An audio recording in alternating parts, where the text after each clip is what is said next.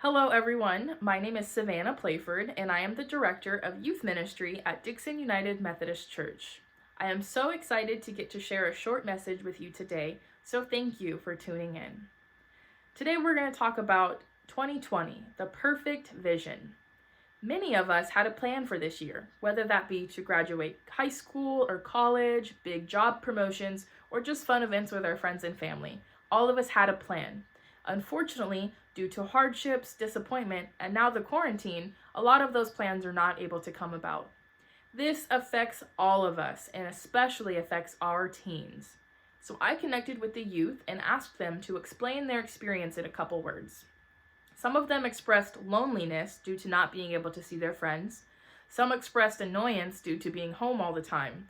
But all of them had some sort of event that they are no longer able to attend. Their plan is not going according to how it was supposed to be. So today I wanted to dive into Jeremiah chapter 29, verses 1 through 23. This message can be related to what is going on in our current times. They are very, very close, and it's intriguing to see all of the similarities. So first, I wanted to dive in to Jeremiah 29, verse 11. For I know the plans I have for you, declares the Lord, plans for welfare and not for evil, to give a future and a hope. This is the most well-known Bible verse in this chapter. This Bible verse is not only written on home decor and coffee mugs and Instagram posts, but a lot of people know it. People know this main Bible verse, but they don't know the whole story. So I wanted to check in with each of you and give you a little bit of a biblical context. This chapter was written by the prophet Isaiah, who was sent from God to write a letter to the people of exile in Babylon. There is many people who are there who don't want to be there, and unfortunately they're there for years and years, close to 70 years. So God writes them this letter and reminds them that they are there for a reason. It's all a part of God's plan. They were ignoring God for so long, God thought that he had to discipline them to teach them a lesson. Before, I mentioned that there's a lot of similarities, and I'm not saying that God is punishing us now in this quarantine, but it's interesting to understand a little bit more about it. So before I mentioned, a lot of people will look at Jeremiah 29:11 that explains the future and the hope that God has for us. But the most important part of this message is in 29 verse 10.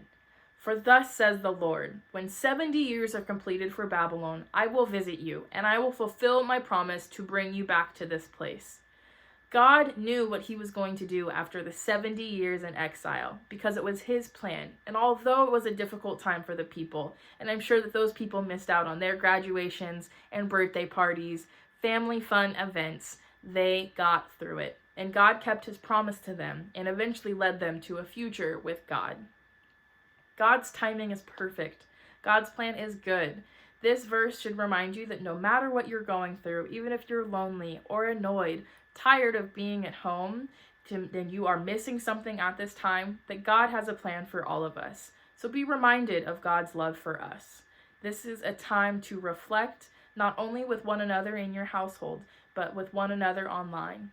For I know the plans I have for you, declares the Lord, plans for welfare, not for evil, and to give you a future of hope.